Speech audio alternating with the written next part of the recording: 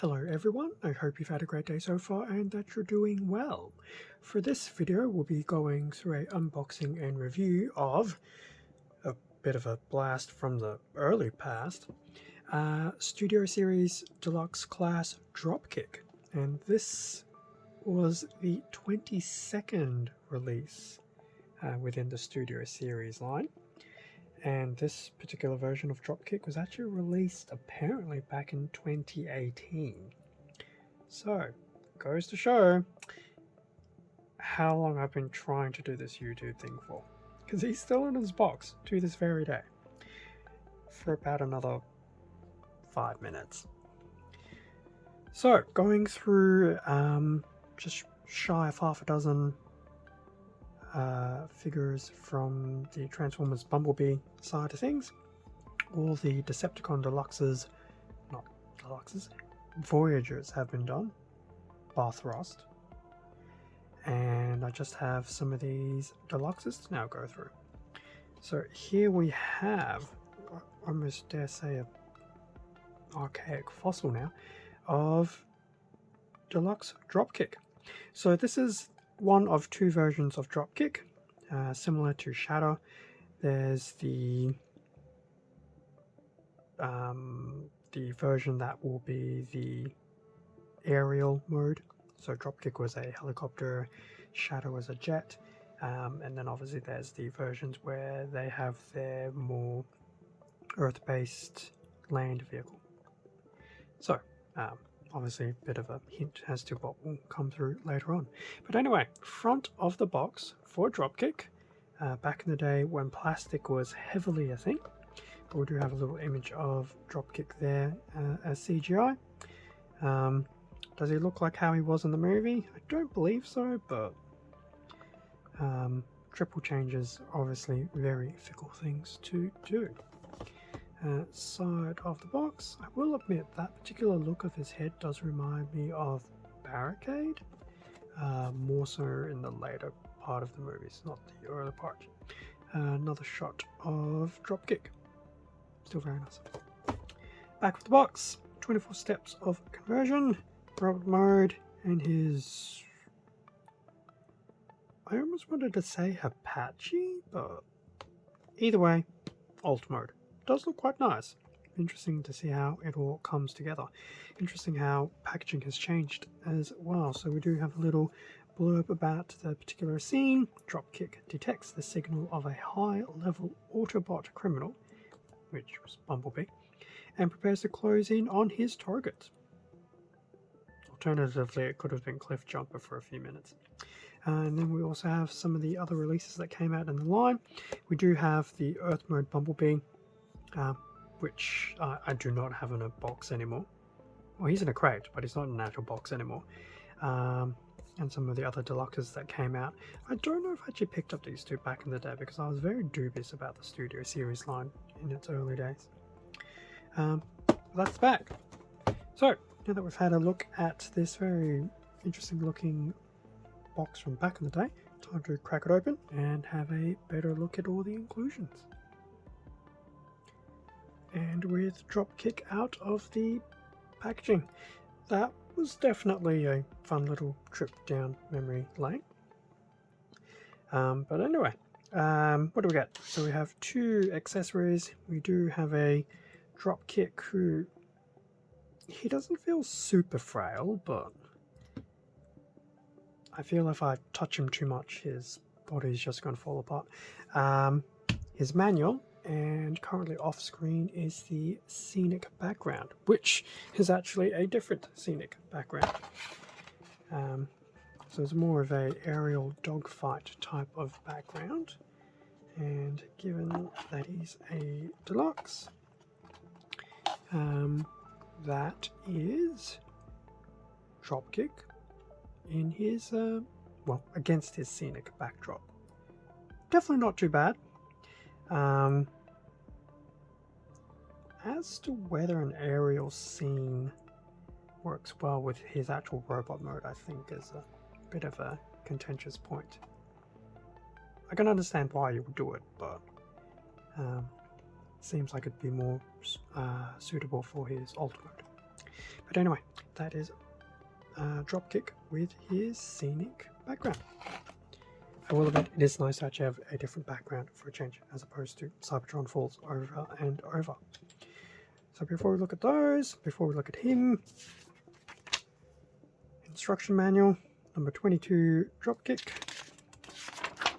So the manuals have changed ever so slightly from the early days. Now, transformation may not be too bad, but given he has a lot of bits and bobs that stick out everywhere, I think his robot mode will probably be on the not terrible side, but say incumbent is probably going to be a very good example of how I'm going to feel. But that's okay. Certain helicopter modes just have some natural difficulty trying to tuck everything away. And obviously we do get the steps about where to equip the weapons, as well as some of those other parallel releases in the Studio Series line.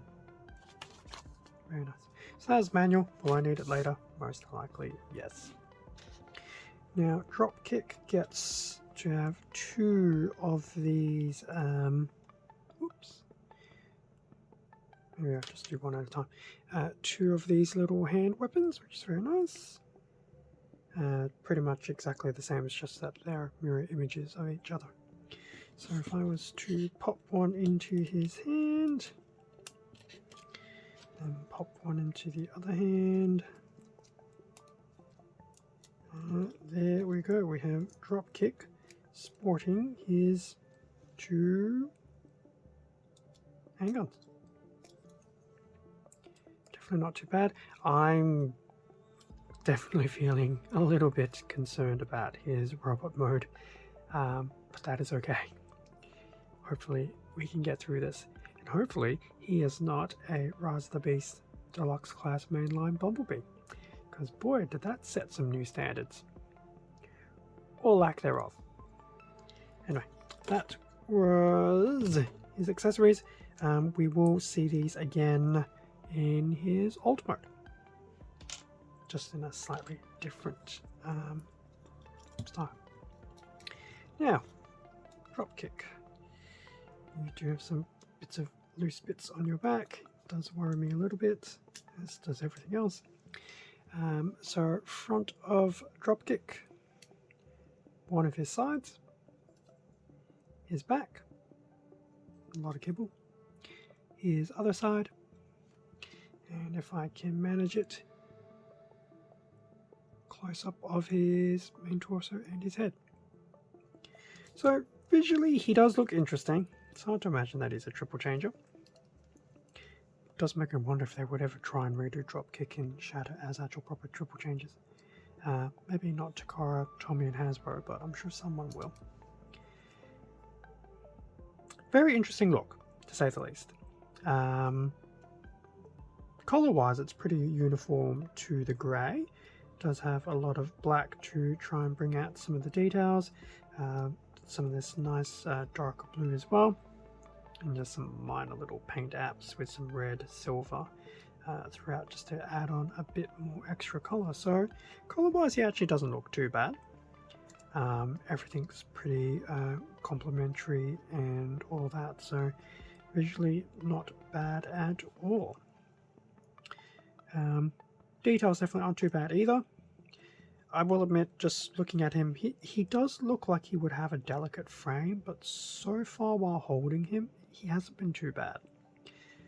But in saying that, the blades haven't been too bad. They seem fairly locked down. These little side quote-unquote flaps, they definitely move, but nothing really locks them into place while he's in robot mode, so you may find yourself getting a little bit antsy if you keep touching them and then moving them. Now between that, it does form a bit of back kibble. It's not terrible because it's still flush relatively to the main body, and depending where you hold him you may not notice it as much. Similarly, His arms have a bit of kibble because those are pretty much, from what I understood of the instruction manual, it's pretty much his tail fin component. So had to go somewhere. And then lastly, his legs have some of the underside of the alt mode details as well. So he's not terribly kibbled, but he is kibbled nonetheless. Now, in terms of articulation, now this will be interesting. As for the head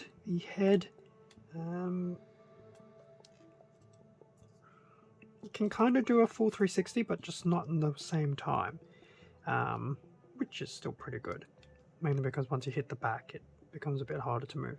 There's a little bit of head tiltage, but it seems to snap back, so you're pretty much only a real viable option is just the head rotation, but still not too bad. In terms of the arm, well, I think you can definitely get a 360. Just make sure that you hold things down and are prepared to move things around to support the arm actually doing that. The arm can still go that far out. It can go all the way behind as well, obviously because of the 360. It is hard to push it out to the actual side where his arm is just out straight. It does start colliding with things, so that is unfortunate. Type of elbow, your standard 90-degree elbow. And unlike, well, actually, he will have a little, well, yeah, he appears to have some rotation in the upper arm, just above the elbow joint. It looks like it has the potential to do a full 360, but I think you're going to start dislodging things and upsetting the balance of his robot mode, which, to be honest, I have started already to dislodge, so there you go. As for his wrists,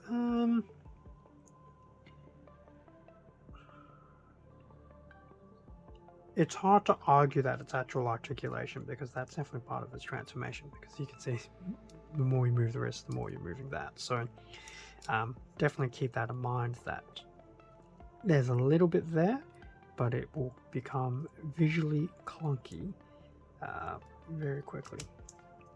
Just see if I can reattach things properly. So that was his arms. They're not terrible. They're not great. So definitely keep that in mind. Can he do the full splits?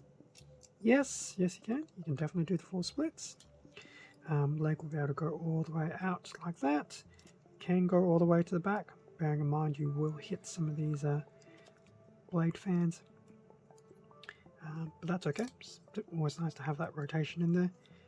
Now I will come back to the waist once I've done that. Top of the leg will be able to rotate, which is good. Watch me also start to transform things. In terms of knee bend, gee whiz, that knee's pretty much almost capable of having the entire leg come in back on itself. Very nice. I don't know why you would need that much of an extreme knee bend, but it's definitely there. Lower leg doesn't really move, at least not once you get past the upper swivel and the knee bend. And as for the foot, it doesn't really move, because if you start moving the foot, you basically detach the paneling on the side of the leg. So it's not terrible in the sense of articulation in the lower legs. You just have to be very mindful, because yeah, my perception is that they've tried to tuck in as much of the alt mode into his robot mode, and it does become a little bit fickle. But overall, I think Dropkick will definitely be able to get some poses in. I don't think he's going to be a complete hand grenade, which is good. Granted, at the point of this recording, I have no idea what to expect. By the time the video goes live, I will have a better idea, because I would have done the shorts. Oh, that doesn't remind me. There is no waist movement. So, yeah. Definitely meets the criteria of having some basic articulation, but it's definitely not the most articulated deluxe class figure I have seen. But it's definitely enough that there's some playability with this figure. Okay, so now that we've had a look at the robot mode side of things, between general visual aesthetic, colors, and some of the articulation that the figure will possess, I will transform him into his alt mode. Then we can have a quick look at that, and I will try and remember some general final thoughts of what I've thought about Dropkick. And also, before I forget, will you stand on your own 2 feet? Yes, you will. And with Dropkick now in his vehicle mode. Now, I admit I was somewhat concerned it was going to be a terrible, terrible process, and to my surprise, it was not. Now, maybe because I took it very methodically, maybe, but it actually really wasn't that bad. Definitely been some more interesting ones as of late, but this was actually quite good and does come together fairly well. So, front of Dropkick's alt mode, the side, and I will admit he does feel a bit long, the back, and the other side, from the top and from the bottom.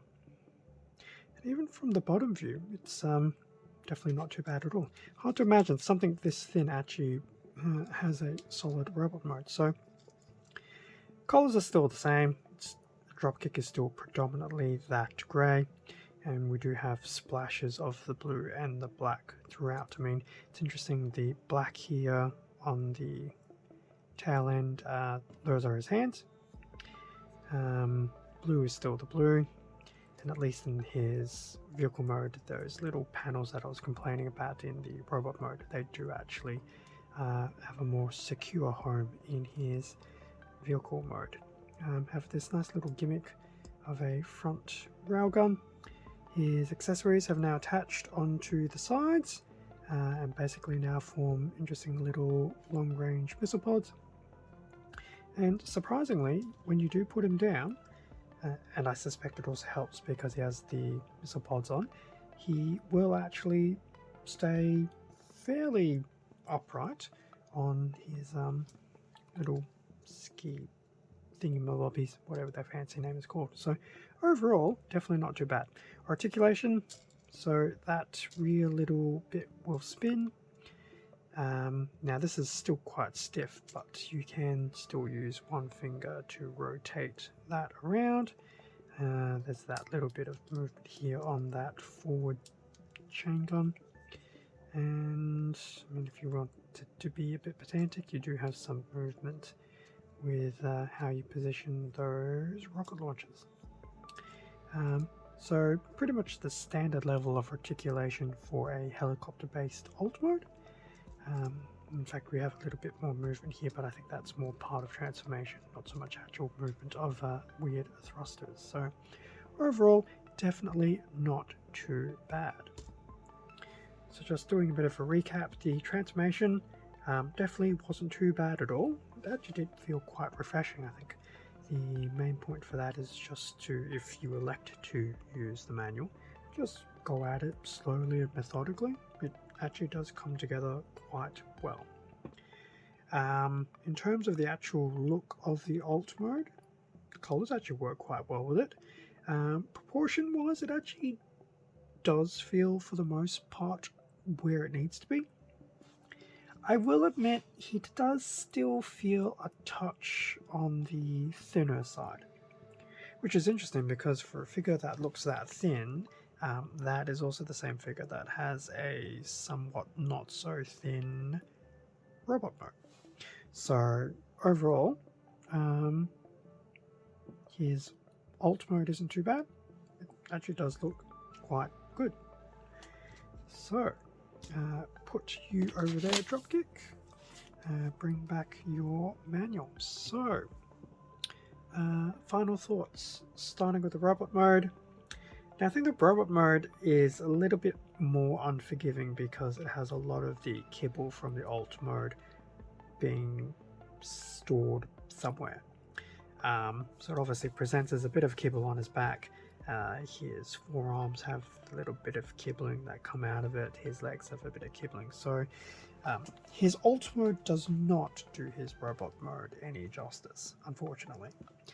But that out of the way, he still possesses a fairly standard amount of articulation for a deluxe class, especially for a deluxe class figure back in the 2018 period, because things were definitely different back then. But visually, it's definitely not too bad. It's unfortunate because Dropkick being a triple changer should be more of a triple change as opposed to two separate bots. So appreciate what type of design principles were went to making the two. But it is unfortunate that the robot mode in both this version of Dropkick and the other Dropkick will look grossly different. But I guess that is okay. So overall, the robot mode is definitely not too bad. Articulation's pretty average. It does look aesthetically generally pleasing. But yeah, just be careful with the alt mode kibble. I think that's where people would probably maybe take a few points off. Transformation, as I mentioned earlier, if you follow it step by step, it's actually not too bad, and everything does come together fairly nicely, which is actually a bit of a relief. I was a bit worried I'd have panels and bits and pieces sticking out everywhere, not tabbing very well, so it does tab together quite nicely. The visual look of the alt mode, definitely very nice. The colors work well with it. I do feel it does feel a bit too long and thin, but that's just my general feel. But I do like the look of the alt mode, and it's probably been one of the better helicopters I've actually put together. So yeah, overall, this particular figure of Dropkick actually wasn't too bad for something released back in 2018. Now, with that being said, because someone will always ask, where can I get this figure? Now, I do know Dropkick was reissued briefly via the buzzworthy Bumblebee line. So depending where you are geographically, you may have a means of trying to get him through buzzworthy Bumblebee. Otherwise, for something released in 2018, you will probably need to resort to the likes of eBay, maybe Amazon, and things like that. Like, he'll definitely be harder to find now because he won't be in active circulation. But going back to my earlier point at the very beginning of the video, goes to show how long I've been trying to get YouTube off the ground. And if this figure's from 2018, that's definitely an indicator. Now, at the very beginning of the video, I did say I was a bit cautious and dubious about this version of Dropkick, and now that I've looked at it better, I actually feel that I would, suggest this figure to someone. I know it's not perfect, but I think playability is there. Looks good in both modes. Yes, his robot mode is probably the weaker of the two, but for some character that is a triple changer, it's definitely not too bad. So for anyone who missed out and is going to plan to scour the entire Earth for one, I definitely wish you luck. For those who already have him in the collection, well, I hope to this day you still enjoy him for what he is. And I think that'll pretty much bring us to the end of the unboxing and review side of things. So yes, there we have it. Thank you very much for watching the unboxing and review of Studio Series Deluxe Dropkick, release number 22, out of the Transformers Bumblebee live action movie.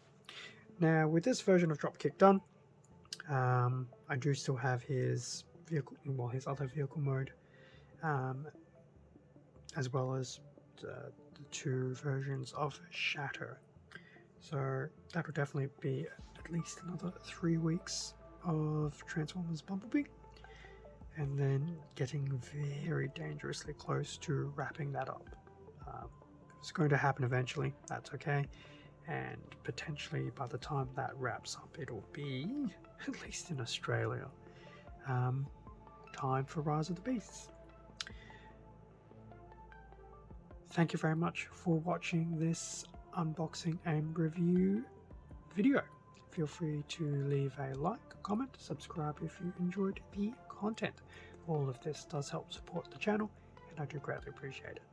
Extra content can also be found on my Instagram account. Link to that will be in the description below. And as I'm beginning to say now, if you're still watching to the very end of this video, you probably also now know that there is a parallel and supplementary short of Dropkick to go along with this unboxing and review.